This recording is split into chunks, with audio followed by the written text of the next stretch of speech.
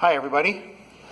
Well, here's a quick video about what the inside of a Dual XDM $20 radio looks like from Walmart. And that's basically it. So there's really nothing to it at all. There's just a little circuit board that operates the front panel display, and then another small circuit board that does the power supply and the outputs for the amp, the antenna,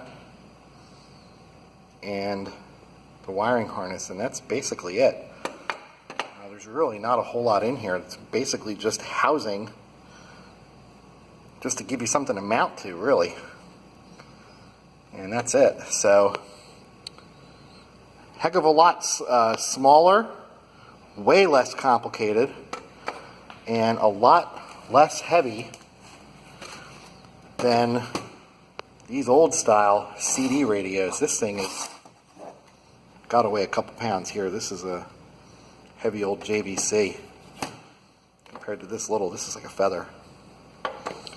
So, have any questions, any comments, post them below, and thanks for watching.